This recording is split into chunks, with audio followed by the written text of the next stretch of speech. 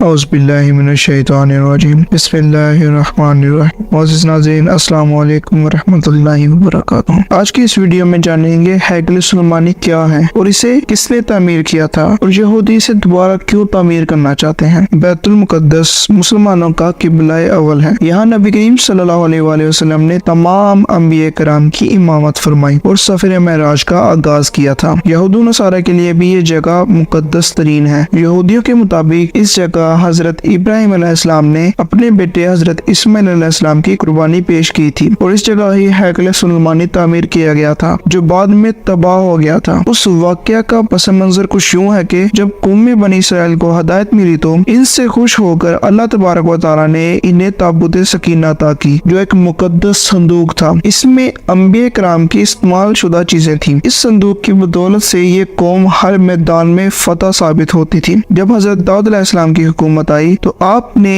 اس صندوق کی حفاظت کے لیے ایک ہیکل کی تعمیر کا ارادہ کیا جسے 900 قبل مسیح میں آپ کے بیٹے حضرت سلیمان علیہ السلام نے مکمل کیا۔ یہ ہیکل نہایت ہی عظیم و عالی شان اور مضبوط تھا جسے جنات نے آپ کے حکم سے تعمیر کیا تھا۔ اس ہیکل کے اندر جس جگہ آپ عبادت کیا کرتے تھے وہاں اس صندوق کو آپ نے رکھا تھا اور کسی عام شخص کو وہاں داخلے کی اجازت نہ تھی۔ آپ کی وفات کے بعد جب بنی اسرائیل نے سرکشی شروع کر دی اور اللہ تبارک و تعالیٰ کی نافرمان ہو گئے تو اللہ کے قانون کے مطابق ان پر عذاب آ گیا، لہٰذا 500 قبل مسیح میں بخت نصر نے یروشلم پر حملہ کر دیا اور ہیکل سلیمانی کو تباہ و برباد کر دیا۔ پورے شہر میں خون کی ندیاں بہا دی اور لاکھوں یہودیوں کو سرے عام قتل کر دیا۔ آخر اس قوم نے توبہ کا راستہ اپنایا اور اللہ سے مدد طلب کی، لہٰذا کچھ عرصے بعد جب سائرس کی حکومت آئی تو اس نے یہودیوں کو بابل کی غلامی سے آزاد کروایا اور ہیکل کی دوبارہ تعمیر کی اجازت دے دی۔ اس ہنگامہ راہی میں وہ مقدس صندوق کہیں گم ہو گیا۔ کہتے ہیں کہ بخت نصر نے اسے کہیں دفن کروا دیا تھا۔ کچھ لوگوں کے مطابق اللہ کے حکم سے وہ صندوق کہیں چھپا دیا گیا ہے۔ جب ہیکل کی تعمیر دوبارہ مکمل ہوئی اور یہودی جب یروشلم پر دوبارہ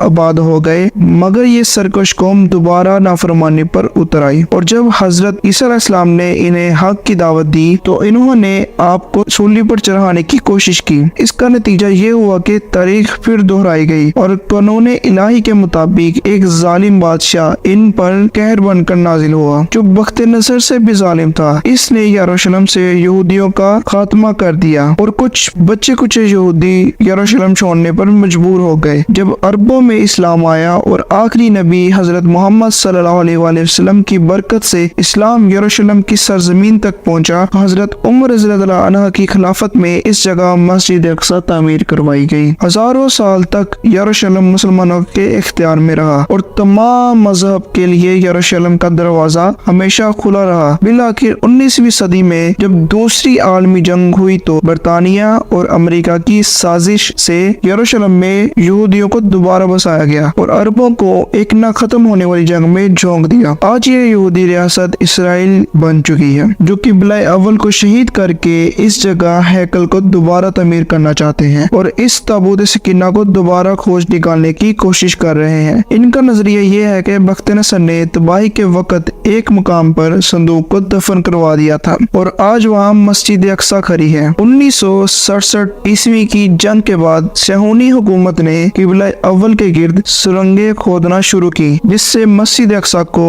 اب تک بہت زیادہ نقصان پہنچا ہے۔ رپورٹ کے مطابق آثار قدیمہ کی کھدائی کی آڑ میں اسرائیل نے مسجد اقصی کے ارد گرد بے شمار سرنگیں کھود دی ہیں جو مسجد اقصی کے اندرونی حصے تک پہنچ چکی ہیں۔ یہودی عقیدے کے مطابق جب وہ ہیکل کو دوبارہ تعمیر کر لیں گے تو اس کی ایک دیوار سے ایک شخص ظاہر ہوگا جو ان کا مسیحا ہوگا اور دنیا میں دوبارہ غالب آنے کے لیے ان کی مدد کرے گا۔ حدیث میں آتا ہے کہ وہ شخص اور کوئی نہیں بلکہ دجال ہوگا۔